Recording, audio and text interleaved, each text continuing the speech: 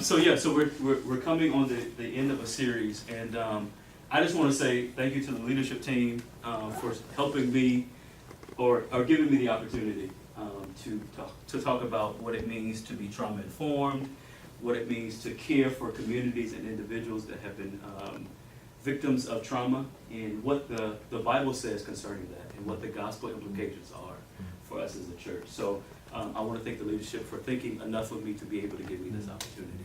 I want to thank Dr. Virginia Isbell, who is the mother of two, and the wife of Dr. Isbell in the back, who's been gracious in recording these sessions for us so that we can go back as a church.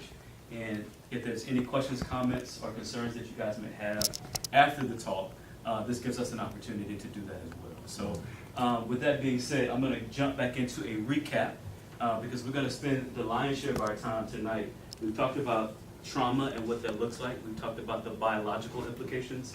We talked about the theological implications. And then tonight we're going to talk about the gifts that God gives us to walk through that trauma and the promises that He has for us as believers.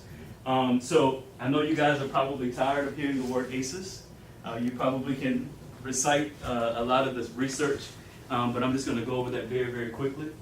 The Adverse Childhood Experiences study was done by the CDC and Kaiser over 30 years ago. And what they did was they actually conducted this research within a middle class context. So that, when I looked at that research, I thought, this is probably done within the context of marginalized communities.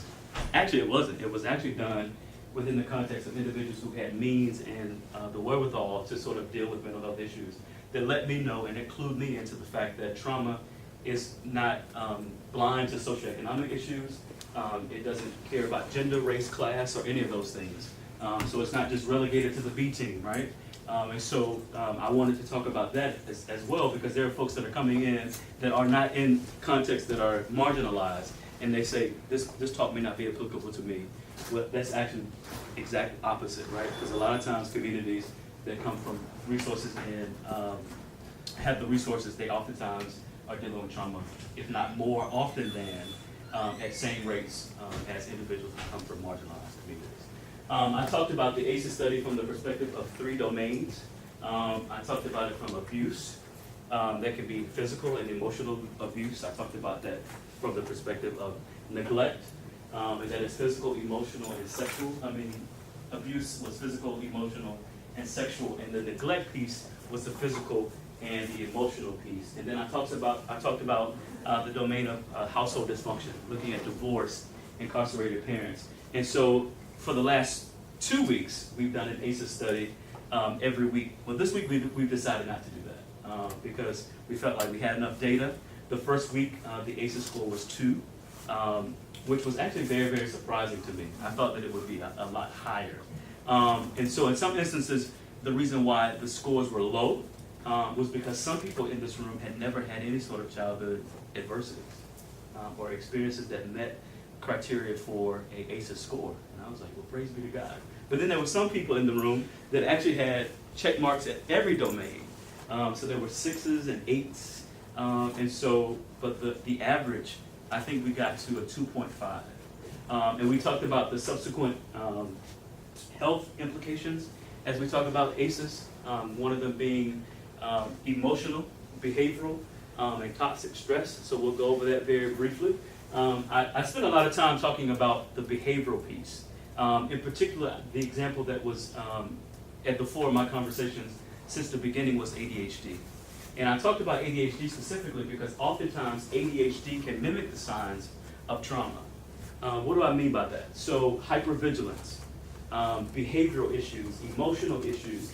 And so most oftentimes when you see a child, children don't have the vocabulary that adults have in order to articulate what trauma looks like in their lives. So what they do is they act out, right? And so this kid comes to a CPS, all right? And so they're going into Mrs. X's classroom at Anacostia High School. They're coming from a trauma background that the teacher has no idea about, right? So they're coming into the classroom and they're being labeled as disruptive, right? So the system, unfortunately, it lets the individual down because it says, this is what I think this is going on with this kid. I'm going to give them a diagnosis, or I'm going to send them to the school counselor or the school therapist, and they label this child as having ADHD. but they don't know that the trauma that this child is experiencing at home before they get to the classroom is actually fueling the behaviors that they see. So oftentimes in trauma, what happens is that people throw things at symptoms without addressing the root cause, right? And so without addressing the root causes of the issues, the symptoms are going to still ensue, right? They're going to still happen. That person is going to come to school and they're going to act out, but they're just going to find different ways to do so. So then when I was working with kids, because I worked with children for the first 3 years of my practice, schools would often tell me, you need to put this kid on medication, you need to put together a treatment plan, or else they can't come back to school, right? And so I got tired of the school system sort of not hearing my psychoeducational piece, talking about trauma-informed care, what that meant for the child in terms of stunting growth, because actually if you have organic ADHD symptoms, what typically happens if I give you a stimulant medication, it has a paradoxical effect, right? So if you're acting out, you really have organic ADHD symptoms, you can't focus, you're inattentive in class, you're acting out, I give you a stimulant medication, and you all of a sudden come into view and focus. If I give you a stimulant medication and you don't have organic ADHD symptoms, what happens? It's like I'm giving a kid crack cocaine or high doses of caffeine, right?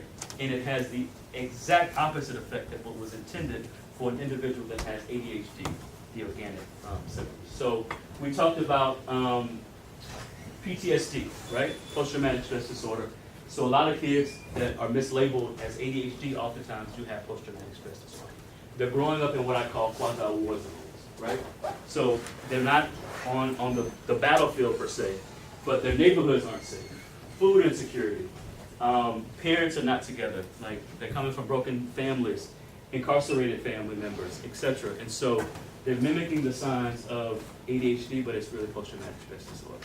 Then I talked about the biological implications of PTSD, and I talked about the hypothalamic, pituitary, and adrenal glands. And I talked about the negative feedback loop or the positive feedback loops, depending upon the environment in which that individual is in. And so, for instance, the negative feedback loop would be the hypothalamus in the brain would signal to the pituitary and subsequently to the adrenal glands to secrete what's called cortisol. And cortisol is actually responsible for what we call fight or flight response, right? And so in our primal days, the fight or flight response was given to us as a gift from God because you didn't want to be on somebody's plate that night, right? So you either had to run or you wanted to fight, right? Because you either wanted to eat or you wanted to kill, right? So those were primal instincts that we were given. Well, if you're in the context of Anacostia High School and you're in the jungle seat on a consistent basis without having the down regulation of the HPA axis, that's not good. You're staying in that jungle seat without the ability to come into what we call homeostasis or equilibrium. So you stay in this hypoarousal state. If anybody approaches you from the sideway, back, whatever the case might be, you're ready to fight because your body is in that posture of, I need to survive. And so that's why you see a lot of kids in our school system, in our communities, and some people even in our local conversation, in our congregation, because what I don't want to do is create this narrative of an us and them kind of a thing, because it's happening in our church as well, right? And so there's this inability to connect when a lot of dopamine is stored in the prefrontal cortex. You have the inability to pay attention. You oftentimes display sleep disturbances. You're very hypervigilant. You have flashbacks. You have nightmares. And then you have the inability to connect and formulate appropriate interpersonal relationships, right? So that's why it's very, very important for individuals that come out of trauma backgrounds or mental illness as a whole not to be isolated. And we'll talk about that later. But in recent studies, what they're looking at as isolation is almost as worse as smoking cigarettes now, because of the untoward side effects that isolation oftentimes causes the individual. It's as if they are experiencing chain smoking, right? So think about that, right? So how many people do you know have been isolating themselves, not talking to people? They can't grow within the context of community, and it's very, very detrimental. You think, oh, they're just to themselves. Well, that's actually not helpful. And we're not talking about the introverts in the room, because there is a difference between being an introvert and being socially isolated, right? Because sometimes people get their energy by being alone, right? But then there's situations whereby mental illness causes individuals not to have the ability to connect and formulate relationships, and that can be problematic. Then we talked about positive, tolerable, and toxic stress. So positive stress would be, I gave the example of test anxiety in our last conversation. And some people were like, test anxiety for me could be debilitating. And so I thought, well, maybe that's not the best example. But one of the things that I know that is a positive stressor for me is vaccines. I hate needles. Can't stand them. But it's necessary for me when I go travel. So those are things that are positive. Then we talked about tolerable stress, broken bones, right? Things that I or we can actually mend through. These things are tolerable because they have a beginning and an end point, right?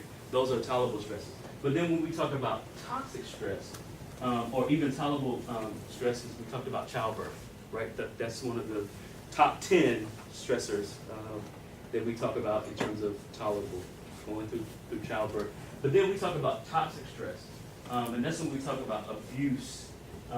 We talk about physical stuff. So this is a level of toxicity that the body is not prepared to, nor it was designed to forego for long periods of time.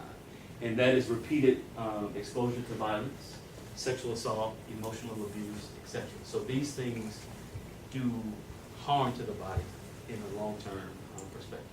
So does that all make sense in terms of the abuse, the neglect, the body, what are the responses of the body, and what sort of cascade happens subsequent to trauma? Because I want to make sure that we got that, all right, before we move on. So any questions, comments, or concerns about that? Because again, since the beginning, we've always wanted this to be an interactive thing, as best we can, because trauma-informed congregations does not mean Asa or Dr. Virginia Isbell, that's all over the word when it comes to trauma. I think we're in a series about caring for one another.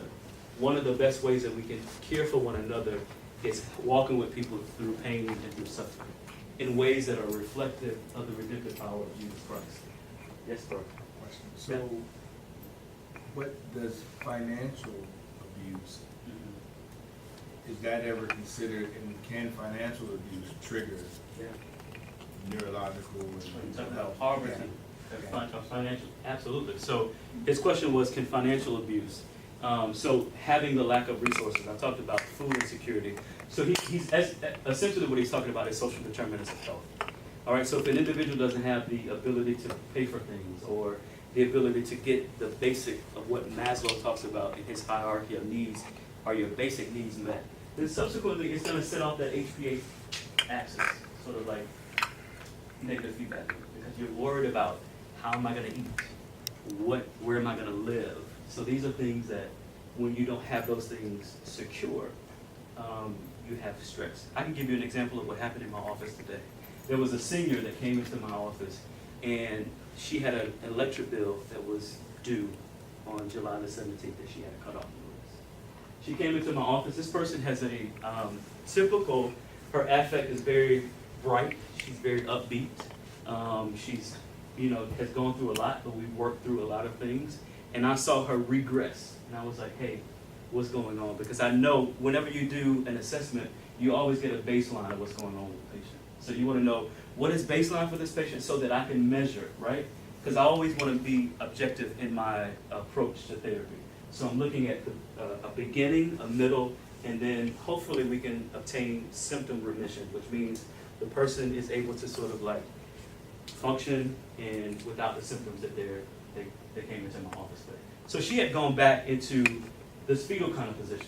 She came from a trauma background. She didn't know where she was going to get the money to pay her electric bill. And so fortunately we had social services that came alongside of her, right? And was able to assuage some of the concerns and the fears that she had in that moment, because she was like, I don't know if my lights are going to be on when I get back home. So that's a financial abuse, because she's in a situation where she's in poverty. And so the poverty and the financial abuse put her in a position where mentally she thought, how am I going to survive? And what is this going to look like for me if I'm in an apartment without any lights? So that's a great question. Did you want to chime in, Dr. B? I was going to ask what you meant by financial abuse. Well, And if you're talking about poverty, then is that what you? that's part of it. Okay. But the other part is just like, the withholding finances by family members. Okay. Well, like husbands Oh. and parents, Yeah. you know. Okay. And I was thinking that was where you might be going with, and the issue with that, is that's an element of control, Yeah. right? So then you've got this one person, and that happens very, very much, in spousal relationships, where one person maybe is the breadwinner, it could be a male or a female, it could be a husband or the wife, and they are holding on to the funds, and then the other person just kind of feels like, I have to do certain things, I can't go. You know, when we look at things back in the definitely back in the 1940s, 1950s, you know, even into the 1960s, there were many women who were told, you know, even if you're experiencing abuse, well, you don't really have any outlets, you don't really have any options, you'll have to stay. And that's how they were counseled back in that day. How can we ameliorate, how can we lessen the trauma that you're experiencing? And of course, now we have, you know, all of these wonderful movements, you know, women's suffrage, and then we had, you know, the movements to have more women's rights, and more recently we had the Me Too movement. All of these movements that we have, I think sometimes we gloss over the area of the fact that there's still some abuse happening, particularly within families or within small communities. The other thing I thought about when you said financial abuse is congregations. Now, I'm not saying that happens here, of course, it never would have happened here, but there are communities, when you think about Jim Jones, and you think about where people were using their financial, you know, you would invite a person to come into the community, then everyone was required to relinquish all of their worldly goods for the kingdom, you know, and then you have people who are stuck within a commune and they can't escape because they've given up all of their worldly goods, all their worldly possessions. And that's another example of financial abuse as well. And in each of those situations, it's usually a person who's in authority or who has more financial power who now is able to subjugate somebody who does not have the financial resources. So I would counsel that person the exact same I would counsel a person who's in a domestic violent situation or intimate partner violence, now we call it IPV as opposed to domestic violence, but I would counsel in the exact same way. Because 9 times out of 10, it didn't start with financial abuse. That's one of the few that it doesn't start there. It usually starts emotional, and it's very similar to other types of abuse where there's grooming first.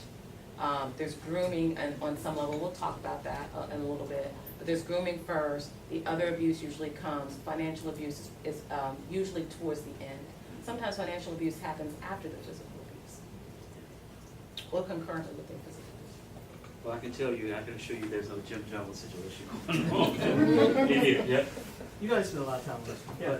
but, so you mentioned Jim Jones and those kind of things. Would you look at like communist or communist type of states? Would that be a financial abuse thing too? Since it's similar to Jim Jones where, like, if it started where you had to give up all your, like China, where you had to give up everything and your money had to go back to the state. Would that be, would you look at that similar to that type of thing or no? I think it's interesting, especially when we think about the political realm, because there's definitely political abuse. Political abuse, you know, happens right here. It happens right here. We don't have to go to China for that. And even when you think about communism, when you actually look, I have a senior this year who just went through world history, and we spent a lot of time on the isms: nationalism, communism, feudalism. And when you look at the term in and of itself, each of those terms, whichever state you look at, they are quite pure individually when you look at them. Nationalism can be a good thing when you think about wanting to represent your state, being proud of being a United States citizen. I'm very proud to be a United States citizen. And if I go to another country, I will say, yes, I am an American. And you're not just gonna talk about America any kind of way if I'm in another country, because I do have a sense of patriotism and nationalism. Now, when you talk about the extremes of that, when you talk about the fact that my country is so great, it's in excess of what another country can do. So I'm willing to bomb, kill, annihilate, commit genocide on your nation because I feel so strongly about my nation. That's when it becomes a problem, right? So I would say the same thing about communism when you just look at that very strict definition of what if we all shared and gave everything that we had for the good of everyone. Believe it or not, that is a biblical concept. Right. When you look at the children of Israel, when it was time to give for the purpose of building the temple, Moses had to tell the people, stop giving. You're giving too much. I don't need all of this. You're giving so much. They had such a heart to give, a pure heart to give. And that was an example of, in a microcosm, that was an example of communism. So the point I'm trying to make is that anything can be taken out of context, right? Anything, the Lord God is the creator of all things that are good. Every single thing that he made, he said it was good or it was very good. And all of us, as a part of the human race, the human diaspora, we are good. And most of the ideas that we come up with are good ideas. The problem is when they get distorted, when they get taken out of context. That is exactly the definition of abuse. It's the abnormal use of something, right? No, that makes sense. Okay. That's a little bit outside of the scope of our conversation, but I'm glad that you broached that topic. But I want us to keep in mind that we want to talk about trauma from the perspective of the domains that we mentioned. Yeah, I That got could you. be- I that- just that- wanted that to, could because I knew definitely- that there was a biblical part of the Sure. communism part. Sure. I just wanted to, Sure, absolutely. yeah. Any other questions? No, don't be quiet. I'm just like, I I don't want That's don't fine. mind That's fine. redirecting and. And I think bringing that's us still back. part, I'm glad that you asked that because, one of the books that I'm reading right now talks about our original purpose and how it got misinterpreted and misused and abused. And our mission, when we think about it, our mission is the ministry of reconciliation, is to be reunited and rejoined with the Lord and with each other. We're supposed to be in relationship with each other. And there are people in this room, I spoke to someone who wasn't here last week because she said she's going back to college. And one of her, I think she said her major was biblical counseling. And we were talking about some of the other college students, and some of them are going on missions, and they're gonna be going to places like China. And in February, I'm going to Thailand, and right after that, I'm hoping I'll potentially be able to go to the Philippines. So there are other places where we'll go, and interestingly enough, you will meet people in these other countries where they love communism. They love the idea of and so for you to come in and start talking about abuse or injustice or how traumatic that must be, they don't understand that. They don't look at it that way because they're looking at it from the perspective of, no, this is a good thing. This is or you may even have some elders who remember when it wasn't that way. I think about the former Soviet Union. There are some elders who remember when it was, where things were shared and things were done in community. And they don't look at it as traumatic at all. Then you look at some younger people and they look at that very much so as almost a raping of their independence, and they do consider it traumatic. So I think this might be a good segue to say that just because an experience is distressing or devastating to you, that does not necessarily mean that it's distressing or devastating to another person. And just because a person experiences a traumatic event, that does not mean that they automatically end up with a post-traumatic stress disorder. Perfect example is 911. When that happened, it hurt the hearts of, I would imagine, every American citizen. But did every American citizen end up with PTSD? No. And we noticed when we looked at the research that it kind of was concentric. The people that had the most devastating effects and the hardest to treat symptoms were the ones who were at ground zero. And as you spread out, the symptom severity decreased. That's what we would imagine. The further out you were, I don't want to say the less impacted, because if you physically lost someone at the towers, then of course you may be more impacted. But if you were, again, in California and you didn't know anyone in New York, you obviously were less impacted than someone who was at ground zero. Yeah. Does that make sense? Any questions? But on the flip side, they would be more like fires, like we don't have foresight. They would be, so it's this splitting type of thing. Correct. Or earthquakes. Right. So proximity matters in any situation. It used to be where in the DSM-4 days, text revised, is that you didn't have to be in the presence of the trauma in order to get a PTSD diagnosis. But in the DSM-5, you actually have to be there and be a part of the experience or being a part of the event in order to be labeled as an individual who has PTSD symptoms. So they don't really think about it, the systemic issues of racism, poverty, et cetera, as being something that can be traumatizing. It is the individual who has experienced that trauma. Which I think sometimes it kind of can do a disservice to communities that have issues systemically, and they see it, and it's not necessarily directly impactful to them per se, but they're a part of that system, and so it doesn't take into consideration the systemic issues. And I think that that might be a blunder on the part of the researchers for not doing that, or taking that out. Come up with a new, We can come up with our own. no, they'll come up with a new. Oh, they will. Or nomenclature. Yeah, they will. Nomenclature changes all the time, but the Word of God doesn't. And so that's why we want to talk about this through the lens of the gospel, and what are the gospel implications for how we care for one another. And I think that's the impetus for this conversation. And so I think we're clear on the ACEs piece. We talked about intersectionality last week. Dr. Regina, I did this Venn diagram, and Dr. B talked about it, but essentially the intersectionality of trauma in communities and families, school and work. Trauma does not stop when you come into the church. Trauma doesn't stop when you go to work or when you go to school. And so oftentimes we're bringing trauma into these different spaces, and the intersectionality of those can really impact the outcome of the individual if it's not addressed, because you don't stop feeling issues within the family system. You don't stop feeling these issues within work and school.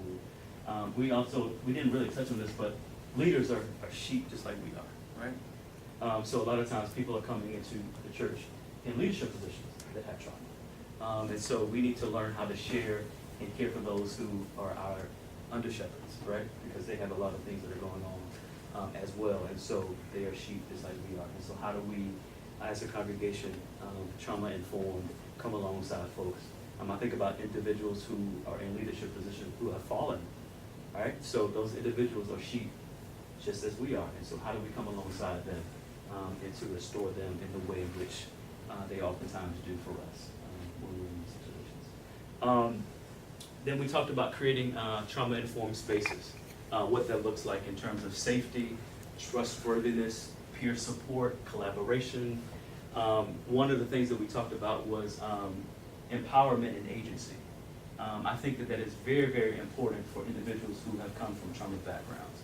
One of the first things that I want to do is create agency and empower individuals who have been the victims of trauma, because oftentimes trauma makes you feel like you're hopeless or helpless, and it puts you in a situation where you don't develop agency or wherewithal to make decisions for yourself because you're afraid.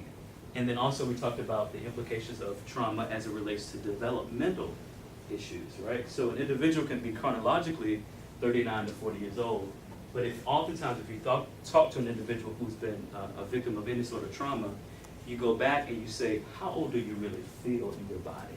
And you'd be surprised that individuals feel 8, 9, 10, because along the developmental spectrum, if you're not able to achieve that particular stage of development, you're stuck there. Even though your chronological age continues to move forward, developmentally, you have issues that you cannot overcome, and it puts you in a state where your age chronologically and how you feel is incongruent with one another.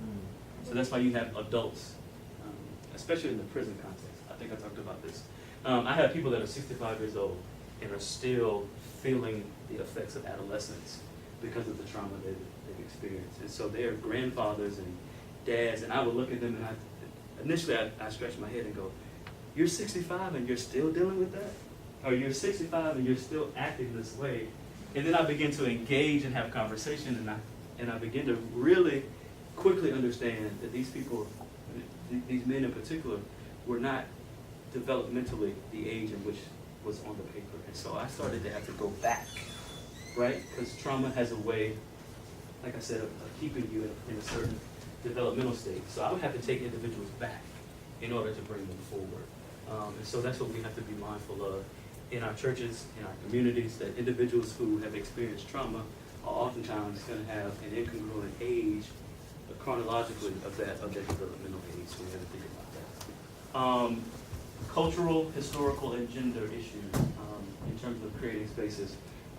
So we have to make sure that we understand the cultural implications, the historical context, and how men and women experience trauma differently. So we have to think about that within the context of the church, especially, well, not especially, but for instance, African Americans, historically, how African Americans have been treated. So you think about that within the context of the church. So you got a lot of people that are coming in with trauma from a systemic perspective in terms of race, that people may need to work through as they come into congregations that are multicultural, multi-ethnic, socioeconomic differences. And so we can't just all make the assumption that because we came into Christ, if any man be in Christ, he's a new creation, we have to gloss over all the things that happened prior to them coming into the church. But as a congregation of individuals from various backgrounds, we need to understand that context and how do we appropriately engage with one another and understanding each other's boundaries, etc. Like I said, men and women experience trauma differently. Oftentimes, men wear masks and begin to put on a facade of hypermasculinity in order to cover, or toxic masculinity in order to cover some of the trauma that they have. Oftentimes, women sort of become more isolative and withdrawn. Subsequent to that, a lot of times you see individuals develop personality disorders, in particular borderline personality disorders, because they come from backgrounds that are traumatic backgrounds. And so what you see oftentimes is individuals from trauma backgrounds, what they appear to be versus what is really going on internally are definitely opposite. And I'll give you an example of that. Most of individuals who come out of those backgrounds, the most fearful thing for that individual is rejection. And so, but what they oftentimes present to me is anger, right? And so we know that anger oftentimes is the inverse of fear, right? And so what they're essentially doing is this. They're like, I don't want you to come, but I want you to come, right? And so you got this that you got to work through, because the undercurrent of that is the fear of abandonment and rejection. So if you see it at its face, it can be very off-putting. But if you really spend time with that individual within the context of community, loving and support, you can really understand that that individual is doing this, but what they're really saying is, don't leave me, and embrace me, and love me through this. And how do we do that as a community? But like I said, at its face, it can be very off-putting, and oftentimes people are like, I can't deal with it. And I'm going to be honest with you, personality disorders are very difficult and they're challenging, right? And it takes a lot of work. It takes sojourning with people a long time before trust is established. The fear of rejection and abandonment is something that they can lower, but that takes time. What else did we talk about? We talked about NAMI, which is the National Association of Mental Illness. So this is an organization that I would encourage you guys, if you are walking with or have family members that have any of mental health issues, schizophrenia, bipolar disorder, or any of the issues that we talked about. Because NAMI, what NAMI does is it resources you to be able to come alongside individuals and help them. Because oftentimes mental health issues, and in particular schizophrenia, bipolar, can disrupt a family system, right? And so it can literally come in, and even in congregations and communities, and suck the air out of the room, right? And all of a sudden, the family system that once was sort of like at homeostasis and equilibrium is now focusing on the individual who is sick for the lion's share of the time. And so oftentimes you can see patients that have siblings that grew up within the family system that they never got attention. So they learned that if they act out inappropriately, that they can get some sort of attention. So you have the attention seeker, because they seen their siblings, brother, sister, whatever the case may be, mom or dad, act in certain ways and get the attention and draw all of the air out of the room. And so people learn that behavior very early on. And so NAMI is one of those organizations that can help you to sort of create what we call healthy boundaries. We talked about being boundary. Even though an individual has mental health issues, I use the analogy of flying on the plane. One of the first things that individuals say on the plane is, in the event that there's cabin pressure change, right? We want you to put your mask on first, right? We don't want you to reach over, mama, babies, all of that. We want you to put your mask on first, because if you're not getting what you need, then you can't come alongside people and aid them in getting them to where they need to be, right? So that was our encouragement, is put your mask on first. We talked about the theological underpinnings of trauma, recognizing, listening, providing a non-threatening and non-judgmental space. Trauma-informed congregations abhor isolation, promotes connection and collaboration. Again, making the point about agency, allowing space for discussion. Oftentimes people who are coming out of traumatic situations oftentimes never tell anybody. So if we are going to be individuals that are stewarding relationships and conversations of individuals that come out of trauma for the first time, our response to that first conversation ultimately can change the trajectory of that individual if we're not careful. So we need to be informed about that. We need to talk about giving space for that, right? And not hurrying people along for the sake of developing a redemptive story too quickly, right? So we'll talk about this later, but signs of, clarity and focus, increased functionality does not equate to healing, right? So you gotta be careful not to jump out and be like, oh man, this person is healed because you see some progress. Oftentimes progress is not acute, but it's insidious, right? It takes a long time, it takes the long suffering, right? And we'll talk about that a little bit later. Spaces for authenticity, right? Not trying to control or change that person's narrative, or trying to make them out to be somebody that they're not, right? Prematurely. Patience, we need to patiently wait with those individuals. Boundary, structure, and respect for both yourself and that individual, right? Because we talked about the analogy of sympathy and empathy, right? Sympathy means you become that person. Empathy means you understand that person. We talked about the analogy of extending an olive branch to a person that's in the trenches or in a rut, right? Empathy says, I see you, I'm gonna help, but I need to stay healthy, but I'm gonna help you, right, in that process. So I don't wanna become you, but I wanna help you out. And so understanding versus becoming that person is very important. Self-control. Although trauma is in our lives, it does not negate the fact that we are believers, right? And we're talking about this within the church context. And so self-control. So what we want to do is we want to help that individual live out trauma in a way that reflects their relationship with the Lord. And it doesn't take us off of the path of self-control, the Spirit of God and discipline and all of those things. So helping people to develop those things is important. Focusing on relationships. Asking the question of what and not why, right? Does that make sense? So you want to ask the individual, why? You don't want to ever ask an individual, why are you acting this way, right? Because the posture and the tone of that, you've lost that individual. But if you want to know the what behind the trauma, that is a more inviting question, right? Because you're asking that person, can I come alongside you? Because I want to know the what. Because the iceberg analogy, we all know, you only see that which is at the top. But typically what is underneath is what is driving what we see at the surface. And those are symptoms. And so oftentimes we want to be very, very careful not to just treat symptoms, but root causes. All right? So that brings us to this week. But before we transition to this week, are there any questions about anything that I just said?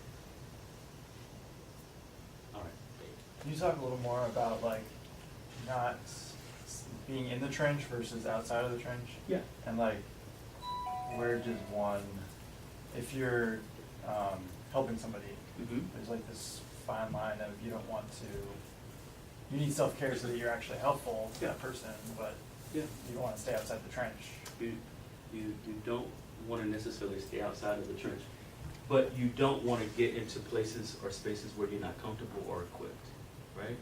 And so you want to create boundaries for yourself that make sure that you're not wading into waters. I think when we began this conversation, one of the first things that Dr. B and I said is we're not training clinicians, we're training congregations, right? And so what we're not endeavoring to do is ask you to do things that you're not equipped to handle or things that you shouldn't be wading in, right? So when I say the analogy of sympathy and empathy, if somebody's in a rut, what you want to do is you want to make sure that you can come alongside them in a way that reflects the Word of God and telling us to suffer with people, to mourn, to rejoice, etc. But you never want to do that at the expense of your own self and your own self-care. Because then, because you have to figure out where that person begins and where you end. Because what you don't want to see is enmeshment. You don't want to see yourself enmeshed in a situation whereby you can't tell the difference between where this person's stuff ends and begins and where yours ends and begins, right? So you want to be boundary, and you want to help the individual who is seeking help to have boundaries, and structure, and respect, right? Right. So you don't want to take on that burden in a way that isn't growth fostering or doesn't reflect your own walk with the Lord, right? Because then you get into trouble, right? So I hope that makes sense. So we're going to talk about the 5 gifts from God for the trauma-informed church or congregation. And one of the things that we have to remember, and I'm going to talk about this in a few minutes, and I'm going to share with you some verses that I want you to, how are we doing on time? We got about maybe 3-4 minutes to get through this. Because I want to be mindful of the time. But God remembers evil. So always remember that, right? That anything that happens to us in our lives, God is not turning a blind eye to that. And He remembers that, right? And so I always encourage individuals that trauma does not need to be your identity, right?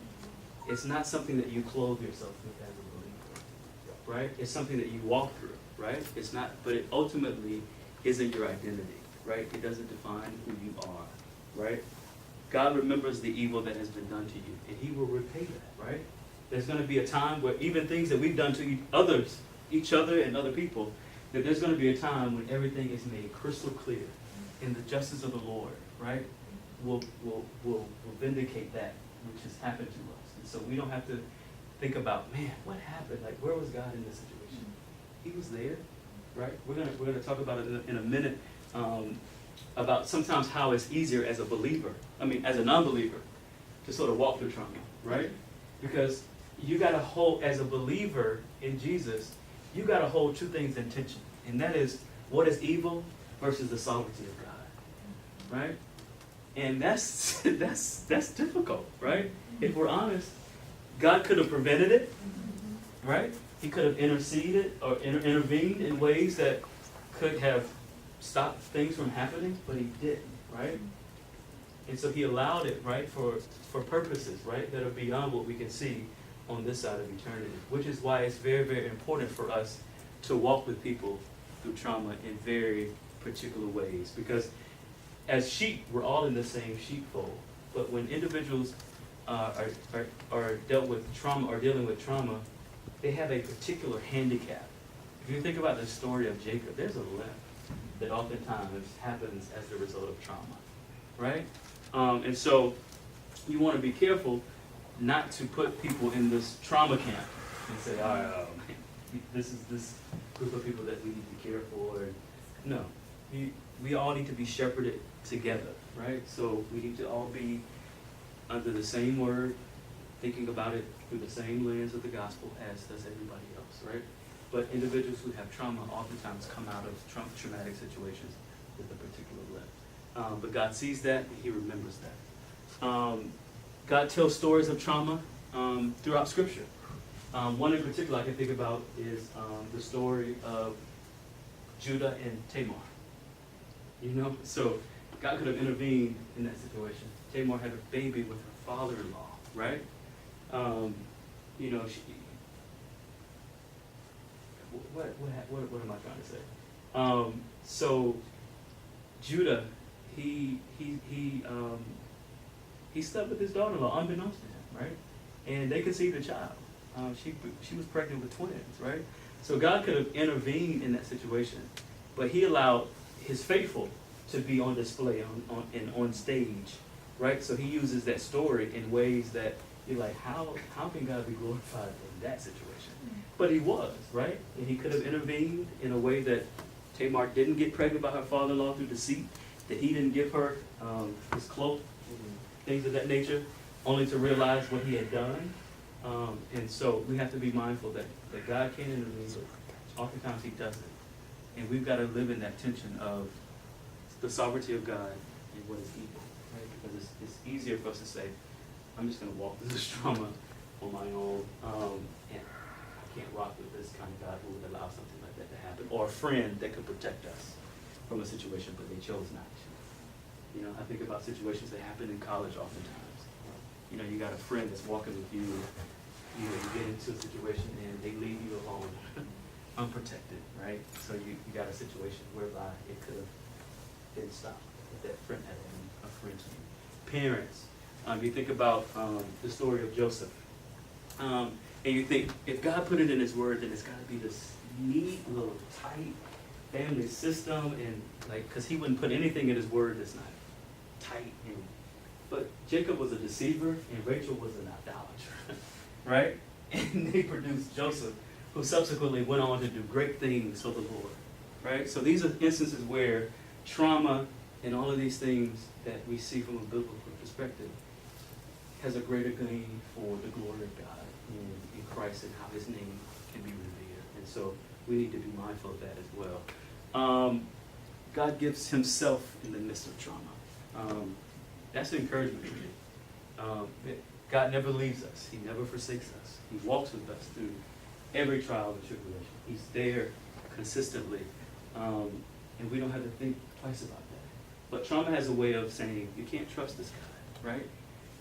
I think that Abby has said this a couple of times, and Pastor T, is that in those moments, you have to doubt your doubts, right? You have to say, no, this is not true. Because trauma has a way of coming at your faith in a lot of ways, especially within the context of the church. It attacks the very thing that you have found your footing and your grounding, and it wants to take that from underneath you, right? And so oftentimes individuals with trauma don't come into the church because they're like, well, why would I go into a place where the sovereignty of God doesn't guarantee that that there won't be circumstantial prosperity on this side, right? Because God doesn't guarantee that for the believer. He doesn't guarantee circumstantial prosperity. He says, if you join in me, then you're going to join in my suffering, right? But what does that look like for us to suffer well as a community, in individuals who come out of trauma backgrounds? What does that mean for them to be loved and to be cared for in ways that are not selfish, in ways that are life-giving and not taking away that control and saying, you need to look this way, like, just get over it. And then God gives us the ability or the permission to feel with faith. So, feeling with faith, right? So we don't want to feel, and I need to give you some scripture on this one. 'Cause I think about John Calvin, and this is a quote that as I was looking through the scriptures and stuff, this quote came up. He says, John Calvin, concerning his pain, he says, I leave these wounds untouched because they appear to me to be incurable until the Lord applies his hand. Sometimes trauma is so bad, you just have to leave it alone because you're like, unless the Lord does this, or unless the Lord does something in my life, this thing could be overwhelming. And so sometimes we got to step back and say, God, why didn't you bring this all? But you didn't, but you're still good. You're still sovereign in our lives. And so I want to share something with you guys before we convene. And